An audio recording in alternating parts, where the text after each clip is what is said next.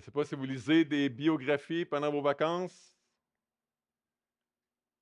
J'ai déjà eu une discussion à quelques reprises, en fait, avec une sœur bien-aimée qui disait qu'elle n'aimait pas ça, elle, de lire des biographies parce qu'elle ne se sentait pas à la hauteur. Elle lisait la vie des super-héros puis de la foi, puis elle disait, moi, je ne suis pas à la hauteur. Et dans mes mots à moi, elle se sentait comme les plus vieux, vous allez comprendre, comme le coyote devant le Roadrunner. La mâchoire à terre, les bras pendants, puis là, je ne suis pas capable de suivre. Et moi, j'aime ça, lire des biographies parce que ça m'aide, ça m'encourage de voir comment Dieu est capable d'utiliser des personnes imparfaites et faibles comme moi, puis de faire quelque chose avec eux autres. Donc ça m'encourage. Et j'ai croisé un article qui présente 10 raisons de lire des biographies de chrétiens. Donc, je vous l'ai dit rapidement. Les biographies chrétiennes vous rappellent la douceur et la joie de l'Évangile. Le fait que Dieu est gracieux, qu'il ne nous donne pas ce qu'on mérite et qui prend soin de nous, qui nous utilise au-delà de nos capacités. Les biographies chrétiennes vous insufflent une plus grande fidélité à Christ. On regarde la vie des autres et on dit, ben moi aussi, je voudrais vivre ça. Les biographies chrétiennes vous font savoir que vous n'êtes pas le seul à avoir des problèmes. Y a-t-il qui ont des problèmes ici? Vous n'êtes pas tout seul. Les biographies chrétiennes finissent toujours bien, entre guillemets. Finissent toujours bien. Les biographies chrétiennes peuvent remettre en question vos idées préconçues sur qui est Dieu et sur ce qu'il fait. Je trouve ça très intéressant. Les biographies chrétiennes vous présentent certains de ceux avec qui vous partagerez l'éternité. Les biographies chrétiennes servent d'avertissement contre la saleté et la destruction du péché. On a besoin de ça aussi, hein? Les biographies chrétiennes nous rassurent sur le fait que Dieu utilise des personnes ordinaires pour accomplir ses desseins extraordinaires. Oui, amen.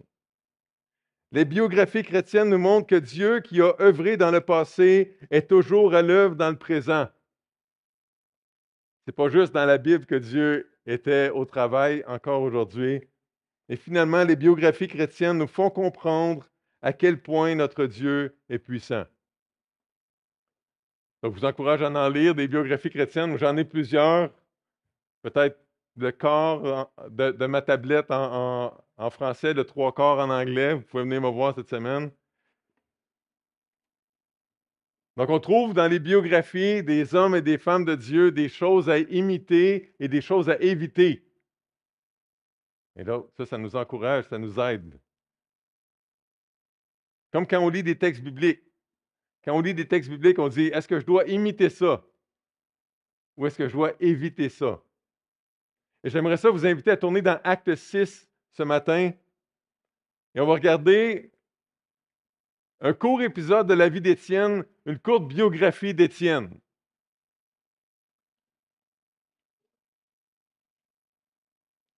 Donc, on est dans Acte 6 et on saute par-dessus les 7 premiers versets parce que j'ai prêché là-dessus 2 fois dans la dernière année et demie.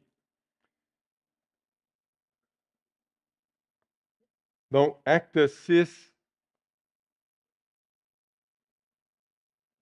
à partir du verset 7, 8, là, on va regarder ça ensemble. On va le dérouler tranquillement. On va prier avant. On va regarder ça par morceaux. Alors, prions maintenant. Papa du ciel, merci pour le fait que tu utilises des hommes et des femmes ordinaires comme nous pour faire des choses extraordinaires comme toi. Seigneur, on a besoin ce matin que tu parles à nos cœurs. On a besoin de toi ce matin. On le déclare encore une fois. On le croit profondément. Et Seigneur, que notre contact avec les Écritures ce matin et notre contact les uns avec les autres puisse être un sujet de joie pour toi, une source de gloire pour toi, puis de grands bienfaits pour nous et de transformation, Seigneur, par ton esprit qui habite dans tes enfants.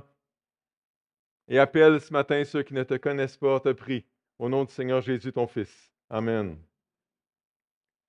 Donc, j'aimerais ça qu'on regarde ce que dans la vie d'Étienne, on peut imiter. Donc, la première chose qu'on peut imiter, c'est que Étienne était un homme d'une grande qualité. Donc, on lit ensemble à partir du verset 8, peut-être le verset 7 pour se mettre dans le contexte. La parole de Dieu se répandait de plus en plus, le nombre de disciples augmentait beaucoup à Jérusalem et une grande foule de sacrificateurs obéissait à la foi. Étienne, plein de grâce et de puissance, faisait des prodiges et de grands miracles parmi le peuple. Quelques membres de la synagogue dite des Affranchis, celle des Cyrénéens et celle des Alexandrins, avec des Juifs de Cilicie et d'Asie, se mirent à discuter avec lui, mais ils ne pouvaient résister à sa sagesse et à l'esprit par lequel il parlait. Alors ils soudoyèrent des hommes qui dirent, « Nous l'avons entendu proférer des paroles blasphématoires contre Moïse et contre Dieu. » Ils émurent le peuple, les anciens et les scribes, et se jetant sur lui, le saisirent et l'emmenèrent au Sanhédrin.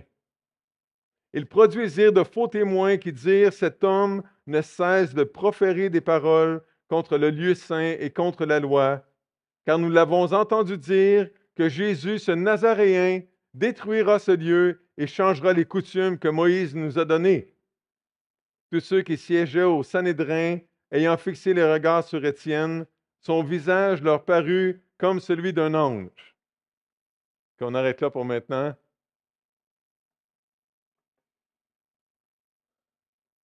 Quelque chose là. Les gens qui payent d'autres personnes pour mentir, pour aller tirer les ficelles d'un genre de tribunal juif, tribunal religieux. Et on voit qu'Étienne était plein de grâce, béni au bout, comblé des cadeaux de Dieu, plein de puissance. Étienne faisait des choses spéciales que les autres ne faisaient pas. C'est le premier des rares disciples à être nommé qui faisait des miracles comme les apôtres. Et le Seigneur se servait de lui pour attester son message. Il avait la sagesse d'en haut. Selon le verset 3 qu'on n'a pas lu, il était rempli de l'Esprit Saint et de sagesse. OK, qu'est-ce qu'on imite là-dedans? Mais on peut être plein de grâce, nous autres ici. On peut jouir des cadeaux que Dieu nous fait, de tout ce qu'il nous donne. Il y a plusieurs aspects à la grâce de Dieu, évidemment. Mais on peut penser à la grâce comme étant un cadeau de Dieu. C'est la manière la plus simple de penser à la grâce de Dieu, un cadeau de Dieu ou des cadeaux de la part de Dieu. Alors, si tu veux être béni au bout, plein de grâce, plein des cadeaux de Dieu, premièrement, reçois le cadeau que Dieu t'a donné quand il t'a donné Jésus. Quand Jésus s'est offert sur la croix pour qu'on puisse le recevoir en cadeau. Par la foi, par la repentance. C'est le message depuis le début du livre des Actes. La repentance et la foi en Jésus, crucifié et ressuscité. Et quand on reçoit Jésus en cadeau, le gros cadeau contient plein de petits cadeaux. Je dis ça souvent. Je pense à mon ami John qui va en Inde puis dans différents pays avec sa grosse boîte de cadeaux qui a plein de petits cadeaux dedans. Le pardon des péchés, la vie éternelle, une relation avec Dieu, un héritage, le Saint-Esprit. Comment recevoir Jésus en cadeau? C'est une offre universelle qui s'adresse à tout le monde, mais il faut le recevoir. Il y a un recours collectif présentement contre les compagnies qui faisaient des lecteurs et des graveurs de CD dans les années 2004 à 2009. Si vous avez possédé un appareil en 2004 et 2009 qui gravait, qui lisait des CD, vous avez droit de recevoir 20 $ dans cette action collective-là. Ça s'adresse à tout le monde, il faut juste le demander. C'est la même chose avec l'offre du Seigneur Jésus.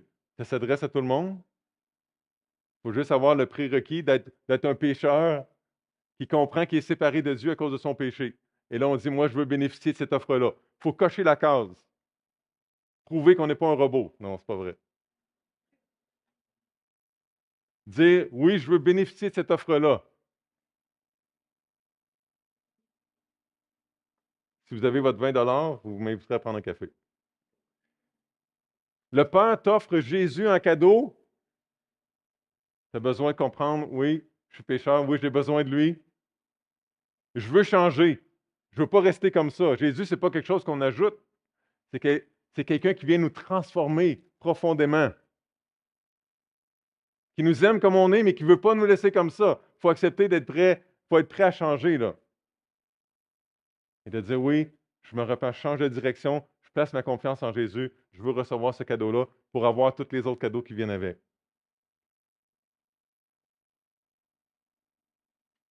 Et là, tu vas être plein de grâce, plein de cadeaux. Tu vas être béni au bout. Ça ne veut pas dire que la vie va devenir facile. On a parlé dans les dernières semaines. Peut-être que la vie va devenir plus difficile, mais tu vas être béni au bout. Tu vas avoir la grâce de Dieu, la présence de Dieu avec toi. Parce que si tu ne connais pas la fin de la vie d'Étienne, tu vas la connaître dans quelques minutes. De croire en Jésus, ce n'est pas de s'engager dans une vie facile de confort. Plein de grâce, c'est être en train de jouer de tout ce que Dieu nous donne. On peut imiter ça. Plein de puissance, peut-être que tu te sens faible. Le Saint-Esprit de Dieu peut te fortifier, renouveler tes forces, te permettre de faire des choses que tu ne pensais pas possibles. Je vous invite à tourner dans Ésaïe 40 parce que ça a été cité. Vous gardez votre doigt dans Acte 7. J'ai entendu ou j'ai vu Ésaïe 40 cité au moins 2 fois dans les derniers jours.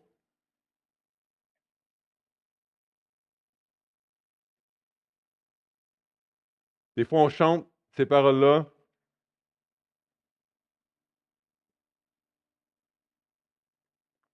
Donc, Ésaïe, à peu près au milieu de la Bible, un petit peu après les psaumes. J'entends encore des pages, c'est correct. On n'est pas pressé. Ésaïe 40 au verset 29.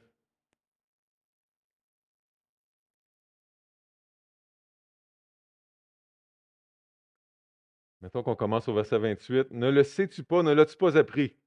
C'est le Dieu d'éternité, l'Éternel, qui a créé les extrémités de la terre. Il ne se fatigue point, lui. Hein? Il ne se fatigue point, il ne se lasse point. On ne peut sonder son intelligence. Et là, la partie qu'on prend personnellement, il donne de la force à celui qui est fatigué et il augmente la vigueur de celui qui tombe en défaillance. Les adolescents se fatiguent et se lassent et les jeunes hommes chancellent, mais ceux qui se confient en l'Éternel renouvellent leur force. Ils prennent leur vol comme les aigles, ils courent et ne se lassent point, ils marchent et ne se fatiguent point. Ça veut pas dire que les adolescents c'est des mous. Ça dit que même les plus forts, les jeunes adolescents, les jeunes hommes, les jeunes femmes sont pleins de force, mais même eux autres se fatiguent. Mais ceux qui se confient en l'Éternel ont plus de force que le plus fort des jeunes adolescents dans la fleur de l'âge. Ça ne veut pas dire qu'on n'est jamais fatigué. Ça veut dire que Dieu peut renouveler nos forces. Ça ne veut pas dire qu'on ne se repose jamais. Jésus se reposait régulièrement. Ça veut dire qu'on a accès à une source de puissance, de force surnaturelle dans le Saint-Esprit qui peut nous fortifier. Donc, Étienne était plein de puissance. Il faisait des choses que les autres ne font pas. Il faisait des prodiges et des miracles. Alors, je déclare ce matin que Dieu peut répondre miraculeusement à la prière de n'importe quel de ses enfants. Le plus petit, le plus faible de ses enfants, notre grand Dieu peut répondre à cette prière-là de manière extraordinaire. On a besoin de ce rappel-là, n'est-ce pas? Dieu peut répondre à la prière miraculeusement et attirer l'attention sur l'Évangile qui permet le plus grand des miracles. En lisant sur le Saint-Esprit dans la dernière année, j'oublie, je me rappelle où j'ai lu ça, mais j'oublie de quel pays il était question, mais c'est une culture où est-ce que les chrétiens, dans leur contexte, ils gardent le mot miracle seulement pour parler de la conversion. Moi, je trouve ça intéressant. C'est le plus grand miracle, passer des ténèbres à la lumière, de la mort à la vie. Ils disent ça, c'est un miracle. Quand quelqu'un se convertit, les autres choses, les guérisons, les choses comme ça, ils appellent ça autrement. J'oublie comment. Je trouve ça intéressant. Étienne était plein de sagesse. Je vous réfère à la belle promesse de Jacques 1,5. Si quelqu'un d'entre vous manque de sagesse, qu'il la demande à Dieu, qui donne à tous simplement et sans reproche, et elle lui sera donnée. Je ne sais pas si vous manquez de sagesse des fois, moi j'en manque. Je le demande à Dieu. Je demande de la sagesse. Rempli du Saint-Esprit, conduit par le Saint-Esprit. Pour ça, il faut être né de nouveau, il faut avoir le Saint-Esprit qui habite en nous, évidemment. Et ensuite, approfondir notre relation avec cette personne-là, le Saint-Esprit, être sensible à lui, l'écouter, lui obéir. Ou peut-être qu'on peut effacer tout ça, puis juste réfléchir au fait qu'Étienne, c'est une personne de qualité, de la manière suivante, et dire, moi, est-ce que je suis une personne de qualité? Est-ce que je suis un homme, une femme de qualité? Est-ce que j'aspire à devenir un homme de Dieu, une femme de Dieu de qualité? Est-ce que j'aspire à ça? Peut-être pas devenir un Étienne ou une Étienne, mais devenir la personne que Dieu veut que tu sois. De grandir, de se laisser transformer par son esprit, de ressembler à Jésus. Étienne, il ressemblait à Jésus en Titi, là. Hein? On va le voir encore plus dans les prochaines lignes. Sur quoi est-ce que Dieu est en train de travailler dans ma vie? Est-ce que les autres le voient? Est-ce que ça attire l'attention sur Dieu? Dans quel domaine est-ce que je suis en train de grandir ou dans quel domaine est-ce que je devrais grandir? Étienne était un homme de qualité, on peut imiter ça. Deuxième chose, Étienne connaissait bien la parole de Dieu. En quelques minutes, Étienne fait un survol de l'Ancien Testament. Il était au courant de qu'est-ce que c'était. Il savait en qui il croyait, il savait d'où il venait, il savait dans quelle direction il s'en allait. Super important. C'est super important. Pour nous aussi, d'avoir les idées claires par rapport à la Bible, par rapport à qu'est-ce qu'on croit, qu'est-ce que Dieu dit.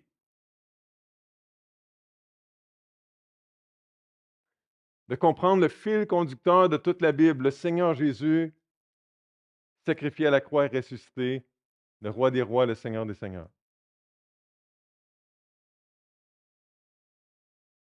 Le désir de Dieu d'être en relation avec ses créatures malgré leur rébellion. Et si la présence et l'action de Dieu, c'est encore vrai aujourd'hui, la rébellion contre Dieu, c'est encore vrai aujourd'hui, non? Même dans nos propres cœurs. Si vous avez besoin d'aide à avoir ce survol-là de la Bible, je vous propose 3 livres pendant les vacances. Premièrement, L'homme sur le chemin d'Emmaüs. On a un grand distributeur ici, donc on a toujours en stock à la librairie. Ou Par ce nom, qui est du même auteur, à peu près le même style. Euh, Par ce nom s'adresse plus à des gens qui n'ont pas un arrière-plan religieux. L'homme sur le chemin d'Emmaüs s'adresse à ceux qui ont un certain arrière-plan religieux. Mais un super bon survol à partir de la Genèse jusqu'à l'Apocalypse. Et pour les jeunes, les adolescents, pour les adultes, si vous avez de la misère à lire un petit peu, le livre L'Agneau, plein de belles images, un grand livre glacé. Je ne sais pas si on a encore à la librairie, mais on l'a à la bibliothèque. Excellent, même auteur. Il y a des passages bibliques en petit, des résumés en gros pour les plus jeunes, un survol des Écritures. Après ça, quand on lit les Écritures, on sait où est-ce que ça fit dans l'histoire, dans le grand fil conducteur. Mais pour ce matin, on va regarder la version d'Étienne, au chapitre 7, au verset 1. On retourne dans Actes.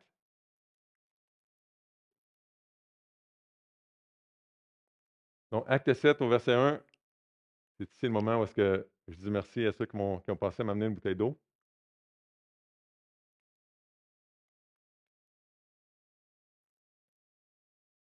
OK, donc Acte 7, verset 1. Le souverain sacrificateur dit, les choses sont-elles ainsi? Donc là, Étienne est accusé. Et là, Étienne va leur dire ce qu'il sait sur les Écritures pour leur montrer qu'il ne dit pas n'importe quoi, puis qu'ils puissent dire, ben, OK, c'est quand même solide là, ce que ce gars-là dit. Donc Étienne répondit, Hommes, frères et pères, écoutez, le Dieu de gloire apparut à notre père Abraham. Donc là, on est dans Genèse 13. Donc il commence au début. Le Dieu de gloire apparut à notre père Abraham lorsqu'il était en Mésopotamie, avant qu'il s'établisse à Charan, et lui dit, Quitte ton pays et ta famille et va dans le pays que je te montrerai. Il sortit alors du pays des Chaldéens et s'établit à Charan. De là, après la mort de son père, Dieu le fit passer dans ce pays que vous habitez maintenant. Il ne lui donna aucune propriété dans ce pays, pas même de quoi poser le pied, mais il promit de lui en donner la possession, ainsi qu'à sa postérité après lui, quoiqu'il n'ait point d'enfant. Dieu parla ainsi. Sa postérité séjournera dans un pays étranger, on la réduira à la servitude et on la maltraitera pendant 400 ans. Ça, c'est le passage en Égypte. Mais la nation à laquelle ils auront été asservis, c'est moi qui la jugerai, dit Dieu. Après cela, ils sortiront et ils me serviront dans ce lieu-ci. Puis Dieu donna à Abraham l'alliance de la circoncision, et ainsi Abraham, ayant engendré Isaac, le circoncis, le 8e jour, Isaac engendra et circoncis Jacob, et Jacob les 12 patriarches, 12 fils. Les patriarches, jaloux de Joseph, un des fils, le vendirent pour être emmené en Égypte. Mais Dieu fut avec lui, le délivra de toutes ses tribulations. Il lui donna de la sagesse et lui fit trouver grâce devant Pharaon, roi d'Égypte, qui l'établit gouverneur d'Égypte et de toute sa maison. Oui. Il survint une famine dans tout le pays d'Égypte et dans celui de Canaan. La détresse était grande et nos pères ne trouvaient pas de quoi se nourrir. Jacob apprit qu'il y avait du blé en Égypte et il y envoya nos pères une première fois. Et la seconde fois, Joseph fut reconnu par ses frères et Pharaon sut de quelle famille il était. Puis Joseph envoya chercher son père Jacob et toute sa famille composée de 75 personnes. Jacob descendit en Égypte où il mourut ainsi que nos pères, et ils furent transportés à Sichem et déposés dans le sépulcre qu'Abraham avait acheté à prix d'argent des fils de Hamor, père de Sichem. Le temps approchait, il n'y avait pas de note là, Étienne. Il est en train de dire ça comme ça. Le temps approchait où devait s'accomplir la promesse que Dieu avait faite à Abraham. Et le peuple s'accrut et se multiplia en Égypte jusqu'à ce que parut un autre roi qui n'avait pas connu Joseph. On est au début du livre de l'Exode. Ce roi, usant d'artifice contre notre race, maltraitant nos pères au point de leur faire exposer leurs enfants pour qu'ils ne vivent pas. À cette époque naquit Moïse, qui était beau aux yeux de Dieu.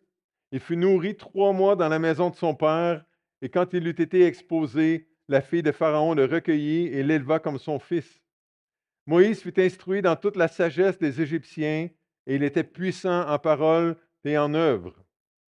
Il avait 40 ans lorsqu'il eut à cœur de se rendre auprès de ses frères, les fils d'Israël. Il en vit un qu'on outrageait et prenant sa défense, il vengea celui qui était maltraité et frappa l'Égyptien. Il pensait que ses frères comprendraient que Dieu leur accordait la délivrance par sa main, mais ils ne comprirent pas. Moïse avait le syndrome du sauveur et Dieu a dit non, pas maintenant. Hein? Le jour suivant, il parut au milieu d'eux alors qu'ils se battaient et les exhorta à la paix. Hommes, dit-il, vous êtes frères, pourquoi vous maltraitez-vous l'un l'autre? Mais celui qui maltraitait son prochain le repoussa en disant, Qui t'a établi chef et juge sur nous? Veux-tu me juger comme tu as tué hier l'Égyptien? Veux-tu me tuer comme tu as tué hier l'Égyptien? À cette parole, Moïse prit la fuite et il alla séjourner dans le pays de Madian où il engendra 2 fils. 40 ans plus tard, un ange lui apparut au désert de la montagne de Sinaï dans la flamme d'un buisson en feu. Moïse, voyant cela, fut étonné de cette apparition, et comme il s'approchait pour examiner, la voix du Seigneur se fit entendre. Je suis le Dieu de tes pères, le Dieu d'Abraham, d'Isaac et de Jacob. Et Moïse, tout tremblant, n'osait regarder. Le Seigneur lui dit, ôte tes souliers de tes pieds, car le lieu sur lequel tu te tiens est une terre sainte. J'ai vu la souffrance de mon peuple qui est en Égypte. J'ai entendu ses gémissements et je suis descendu pour le délivrer maintenant. Pour le délivrer. Maintenant, va, je t'enverrai en Égypte. Ce Moïse qu'ils avaient renié en disant qui t'a établi chef et juge, c'est lui que Dieu envoya comme chef et comme libérateur avec l'aide de l'ange qui lui était apparu dans le buisson. C'est lui qui les fit sortir d'Égypte en opérant des prodiges et des miracles au pays d'Égypte, au sein de la mer Rouge et au désert pendant 40 ans. C'est ce Moïse qui dit aux fils d'Israël, Dieu vous suscitera d'entre vos frères un prophète comme moi. Il annonçait le Seigneur Jésus. Hein? C'est lui qui, lors de l'assemblée au désert, étant avec l'ange qui lui parlait sur la montagne de Sinaï et avec nos pères, reçut des oracles vivants pour nous les donner. Nos pères ne voulurent pas lui obéir, ils le repoussèrent et retournèrent, et ils tournèrent leur cœur vers l'Égypte, en disant à Aaron, fais-nous des dieux qui marchent devant nous, car ce Moïse qui nous a fait sortir du pays d'Égypte, nous ne savons ce qu'il est devenu.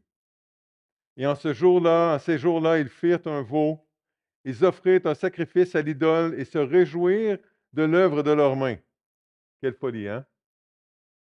Alors Dieu se détourna et les livra au culte de l'armée du ciel, selon qu'il est écrit dans le livre des prophètes. M'avez-vous offert des victimes et des sacrifices pendant 40 ans au désert, maison d'Israël? Vous avez porté la tente de Moloch et l'étoile du dieu Remphan.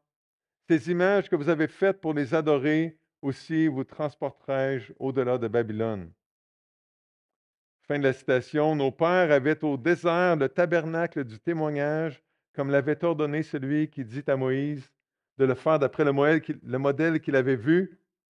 Et nos pères, l'ayant reçu, l'introduisirent sous la conduite de Josué dans le pays qui était possédé par les nations que Dieu chassa devant eux, et il y resta jusqu'au jour de David. On est rendu dans 1, 2 Samuel, 1, 2 Rois, 1, 2 Chroniques. David trouva grâce devant Dieu et demanda d'élever une demeure pour le Dieu de Jacob, et ce fut Salomon qui lui bâtit une maison. Mais le Très-Haut n'habite pas dans ce qui est fait de main d'homme, comme le dit le prophète. Le ciel est mon trône et la terre mon marchepied. Quelle maison me bâtirez-vous, dit le Seigneur, ou quel sera le lieu de mon repos? N'est-ce pas ma main qui a fait toutes ces choses? 3 petits points, on arrête là. Je ne sais pas s'il y en a qui avaient hâte que j'achève, là, que j'arrête. Imaginez les chefs religieux qui se faisaient dire ce qu'ils savaient, mais en même temps, c'était comme, wow, c'est pas n'importe qui, il connaît notre histoire, il connaît notre foi, c'est un des nôtres, mais là, Étienne les dirigeait vers le Seigneur Jésus. La cerise sur le sundae, la pièce manquante dans le casse-tête. Pierre, dans Acte 2, quand on a regardé le premier sermon de Pierre, il fait un survol semblable à ça. Paul, plus loin, va faire des survols semblables à ça quand il va s'adresser à des Juifs. C'est une manière de dire, on croit la même chose, écoutez-moi bien. Je connais la parole de Dieu, écoutez-moi bien. Et ce que je me demandais comme question, en réfléchissant à ça, je me disais, nous autres, les chrétiens évangéliques, qu'est-ce qu'on dit à quelqu'un qu'on ne connaît pas pour dire, regarde, je connais la Bible, écoute bien. C'est quoi les éléments qu'on ressort? C'est quoi notre discours? Qu'est-ce qu'on dit pour identifier notre message comme étant un message biblique? Certainement qu'on va parler du fait qu'on croit que la Bible, c'est l'autorité, c'est la parole de Dieu, qu'il n'y a pas d'autre autorité pour nous. Que si on a à choisir entre un homme et la Bible, on va choisir la Bible à tout coup. J'espère que c'est ça qu'on dit. On va parler du fait qu'on croit que le péché nous sépare de Dieu, que c'est sérieux. On a parlé il y a quelques semaines. J'espère qu'on dit ça. J'espère que ça fait partie des choses qu'on va dire quand on résume notre foi. J'espère qu'on parle du fait que Jésus est mort sur la croix à notre place alors qu'on le méritait, puis qu'il a gagné la victoire sur la mort et sur le péché, après avoir vécu une vie sainte et sans tache. J'espère qu'on parle du fait qu'on croit que Jésus est ressuscité, que le salut, la vie éternelle, le pardon des péchés, la relation avec Dieu, ça s'obtient en cadeau, par la grâce, par la foi, et non pas par nos efforts à gagner notre ciel ou à gagner la faveur de Dieu ou nos efforts à défaire le mal qu'on a fait en faisant du bien. J'espère qu'on croit, qu'on dit, qu'on croit que non seulement le salut, la réconciliation avec Dieu, ça vient par la foi, mais la vie chrétienne, c'est une marche par la foi, par la grâce aussi. J'espère qu'on dit ça.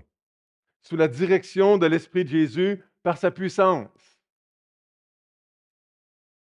Étienne connaissait bien la parole de Dieu. Nous autres aussi, on peut bien connaître la parole de Dieu. On peut imiter ça. Troisièmement, Étienne a eu du courage, un grand courage. Donc, au verset 51. OK, je vais lire pour moins longtemps cette fois-là. OK, je vous rassure. Là. Au verset 51, donc là, Étienne dit hommes au cou raide, incirconcis de cœur et d'oreille. Ça, de dire à un juif qui est pas circoncis là, dans son cœur, là, c'est de dire qu'il est un non-juif puis que c'est pas. C'est fort, très fort. Donc, homme au cou raide, incirconcis de cœur et d'oreille, vous vous opposez toujours au Saint-Esprit. Ce que vos pères ont été, vous l'êtes aussi. Lequel des prophètes vos pères n'ont-ils pas persécuté? Ils ont tué ceux qui annonçaient d'avance la venue du juste, que vous avez livré maintenant et dont vous avez été les meurtriers, vous qui avez reçu la loi d'après des commandements d'anges et qui ne l'avez point gardée. Comment se faire des amis, hein?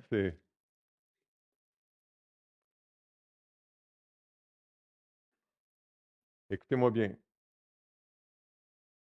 On doit toujours réfléchir à la manière dont on va parler de l'Évangile à quelqu'un.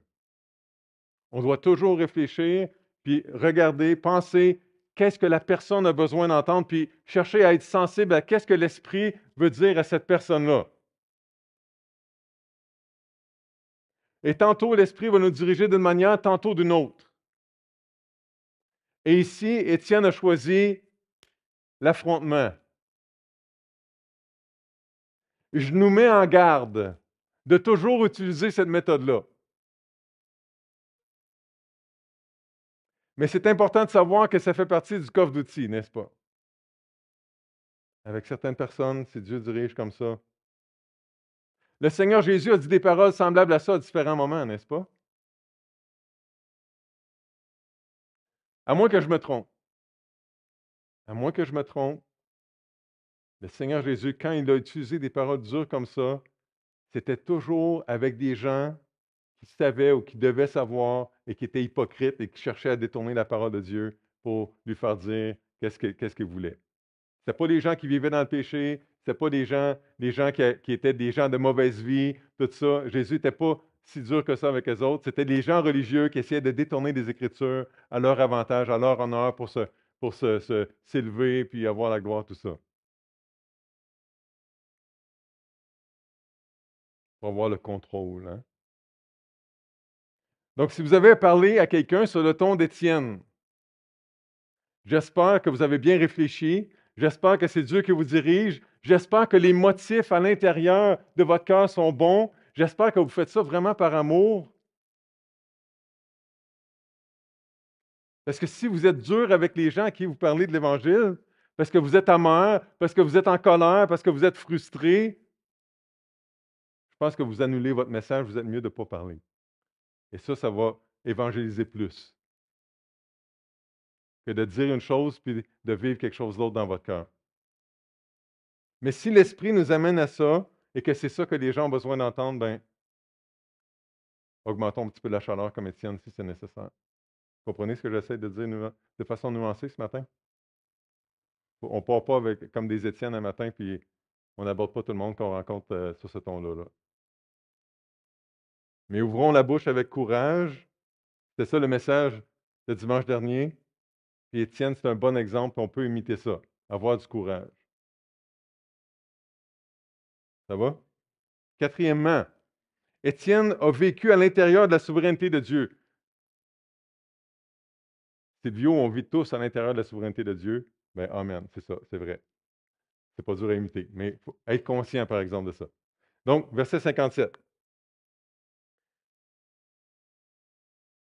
Ils poussèrent alors de grands cris en se bouchant les oreilles, et ils se précipitèrent tous ensemble sur lui, le traînèrent hors de la ville et le lapidèrent. Les témoins déposèrent leurs vêtements aux pieds d'un jeune homme nommé Saul. On arrête là. Saul qui va devenir l'apôtre Paul après sa conversion. Il y a quelques mercredis soirs de ça, on a parlé de la souveraineté de Dieu. Qu'est-ce que ça veut dire, Dieu est souverain? Bien, Dieu est roi. C'est lui qui décide. De façon très simple, Dieu fait ce qu'il veut. C'est ça la souveraineté de Dieu. Donc, j'aimerais ça attirer votre attention sur quelque chose. C'est que Pierre a eu sensiblement le même discours qu'Étienne, et 3000 personnes à peu près se sont converties après. Et là, Étienne fait la même chose que Pierre et il se fait tuer. Comment ça? La technique ne fonctionne pas. Et je vais vous dire comment ça. Dieu fait ce qu'il veut. C'est ça l'explication. Il n'y a pas d'autre explication que ça. Dieu fait ce qu'il veut. Point final. Vous voulez un autre exemple? Dieu dit à Gédéon, Gédéon, vous irez lire ça dans Juge 6 cet après-midi, Juge 6, Juge 7. Gédéon va délivrer Israël. Je vais être avec toi, je t'accompagne, Gédéon, on fait ça ensemble. Vas-y. Et là, Gédéon, ouais, je ne sais pas. C'est-tu vraiment ça que Dieu a dit? OK, Dieu, là, tu vas me donner un signe. Je vais tirer ma couverte dehors, asseoir, puis là, je voudrais que demain matin, ma couverte soit mouillée, puis le sol autour soit sec, ou l'inverse. Et le lendemain matin, Dieu a fait ce que Gédéon avait demandé. Dieu s'est soumis à l'incrédulité de Gédéon pour lui parler. Et là, Gédéon dit, ouais. Dieu avait dit clairement c'était quoi son plan, là. Et là, Gédéon, ouais, mais là, je voudrais que ma couverte soit sèche, puis le gazon mouillé, ou l'inverse, là. L'autre. Et Dieu se soumet encore à l'incrédulité de Gédéon. Super patient, là. Et là, on s'en va dans Luc 1, et là, l'ange de Dieu dit à Zacharie, Zacharie, ta femme est stérile, mais là, elle va avoir un fils. Je ne comprends pas comment ça pourrait marcher. Et là, Dieu fait en sorte que Zacharie ne peut pas parler pendant à peu près 9 mois.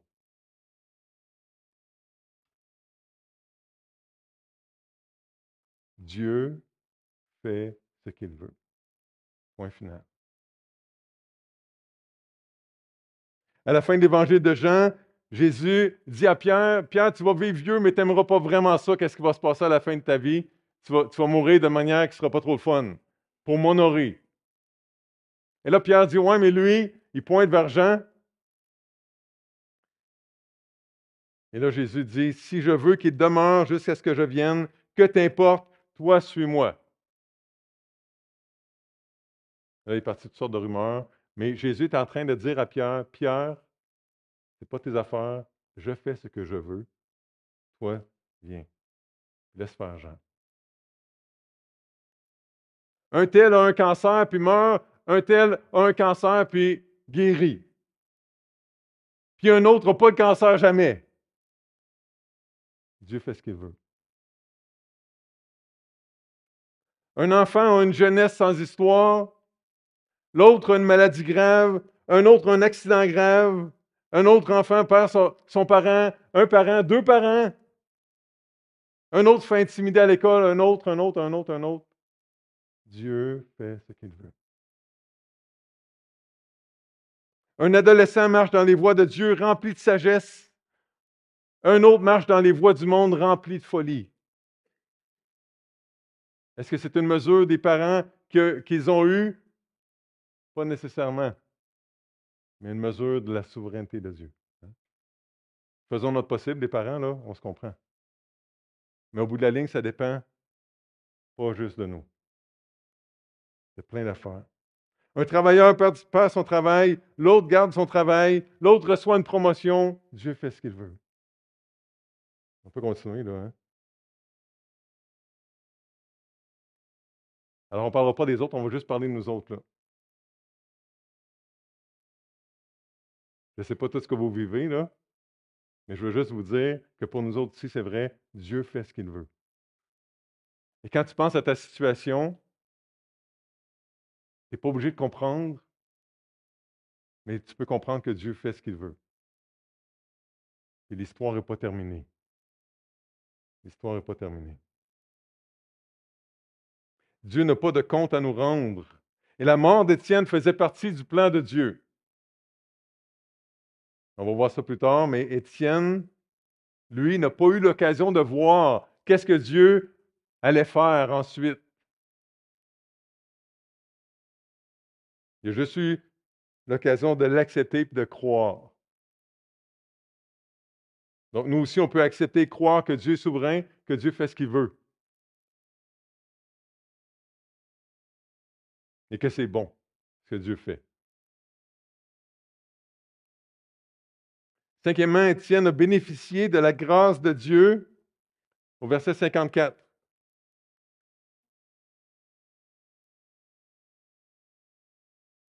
Ça ne marche pas mon affaire, c'est au verset 59. Il lapidait Étienne qui priait et disait, Seigneur Jésus, reçois mon esprit. Puis s'étant mis à genoux, il s'écria d'une voix forte, Seigneur, ne leur impute pas ce péché. Et après ces paroles, il s'endormit.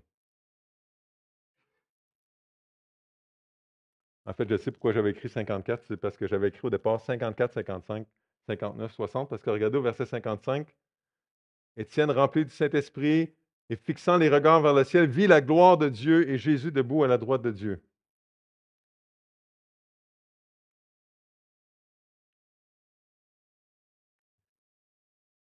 Et là, on réfléchit, et là, vous dites, OK, Silvio, tu as dit tantôt que les biographies chrétiennes, ça finissait toujours bien. Silvio, le gars s'est fait lapider, puis tu dis qu'il a bénéficié de la grâce de Dieu. Sérieux. Oui, sérieux. Sérieux parce que Étienne a vu la gloire de Dieu, puis Jésus debout à la droite du Père. Levez la main ceux qui ont vu Jésus debout à la droite du Père, ceux qui ont vu la gloire de Dieu. Un beau cadeau, là, quand même. Étienne est mort comme Jésus, avec la grâce de pardonner à ceux qui étaient en train de le tuer, comme Jésus. Quelque chose, là. Personne ici qui a vécu ça non plus, là. Sans colère, sans amertume, malgré la douleur.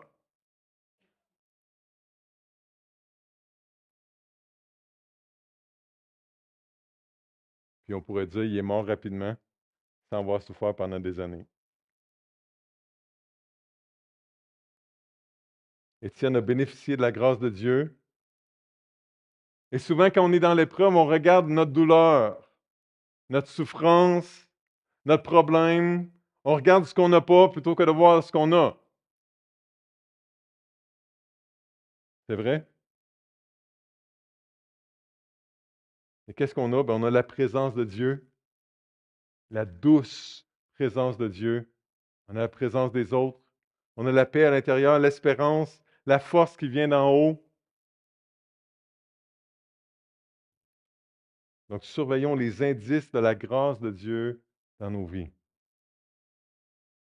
Et sixièmement, dernièrement, Étienne a participé à répandre l'Évangile de manière extraordinaire. Chapitre 8, verset 1.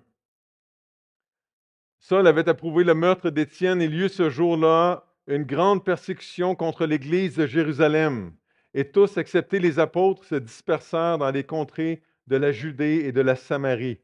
Des hommes pieux ensevelirent Étienne et le pleurèrent à grand bruit. Saul, de son côté, ravageait l'Église, pénétrant dans les maisons. Il en arrachait hommes et femmes et les faisait jeter en prison.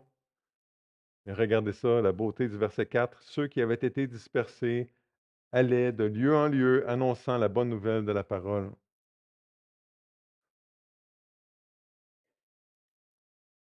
Des milliers de personnes en visite à Jérusalem s'étaient converties, désiraient rester ensemble, vivre, découvrir la vie chrétienne, grandir dans l'enseignement des apôtres. Et là, c'est donc bon d'être ensemble. Puis là, ils seraient encore là à Jérusalem.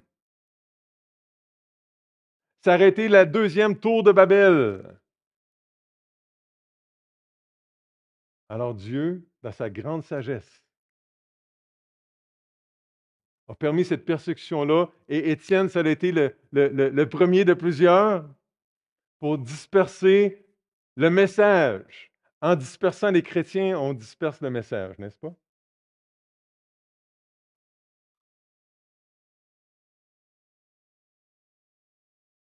La mort d'Étienne a marqué le début d'une grande persécution, mais un grand réveil dans la région, un grand mouvement de croissance pour l'Évangile. Parce que Dieu fait ce qu'il veut. Et qu'est-ce que Dieu veut? Il veut répandre l'Évangile. Comment est-ce que tes circonstances peuvent contribuer à répandre l'Évangile? Si tu es malade à l'hôpital, tu peux parler de l'Évangile à des gens à qui tu n'aurais pas parlé autrement. N'est-ce pas? Et ton attitude sur ton lit d'hôpital peut donner du crédit à ton message, n'est-ce pas? La manière dont tu réagis, dont tu parles aux gens. Si tu as des problèmes financiers, tu vas chercher des solutions. Peut-être que dans ta recherche de solutions, tu vas croiser des gens.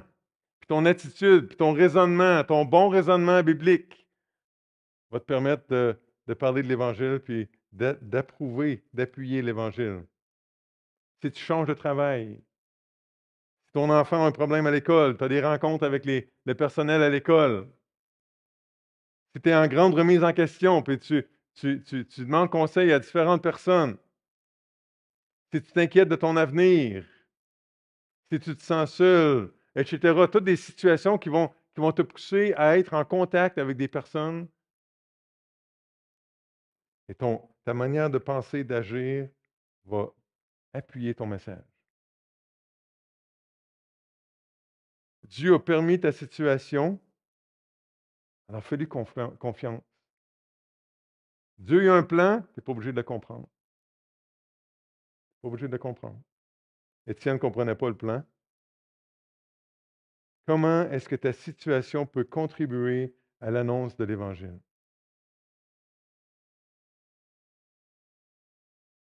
Ce que Dieu a accompli à travers la mort d'Étienne, c'est frappant, ça nous aide à comprendre que Dieu fait ce qu'il veut, qu'il est souverain, qu'il peut utiliser de grands mal, de grands mots, M-A-U-X, pour de grands biens. Et là, peut-être que tu penses à Étienne, puis là, tu dis, oui, mais Étienne, c'est un super héros de la foi. Moi, je ne suis pas à la hauteur. En fait, moi, je ne voudrais pas être Étienne. Peut-être.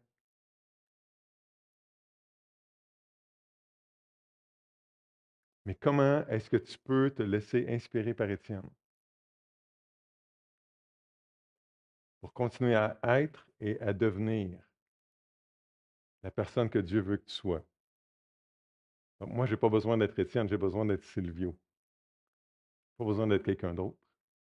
Mais où est-ce que Dieu veut amener Silvio? Où est-ce que Dieu veut t'amener? Prochaine étape.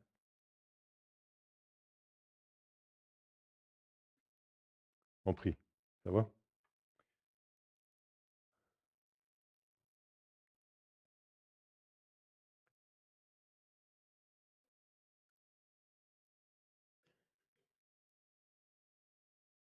Seigneur, ce matin,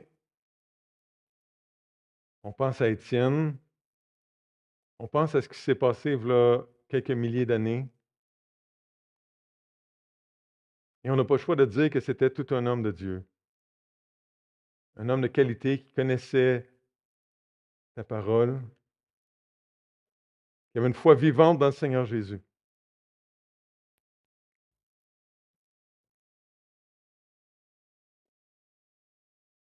Seigneur, nous, on veut avoir cette foi vivante-là. Et Seigneur, je vais dire ça comme ça, c'est facile de mourir une fois pour notre foi en Jésus, plus en tout cas que de mourir plusieurs fois. à nous-mêmes, jour après jour.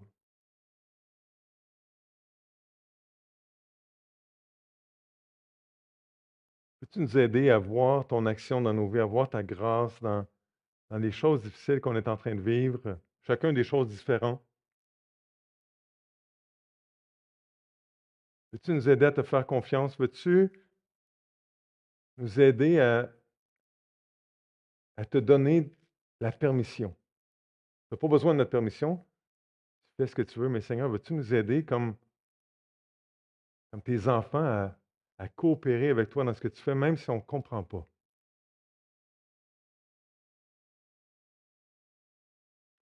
Comme les apôtres de Jésus, Seigneur, je te prie ce matin, augmente notre foi, notre confiance en toi. Donne-nous cette sagesse-là qu'Étienne avait.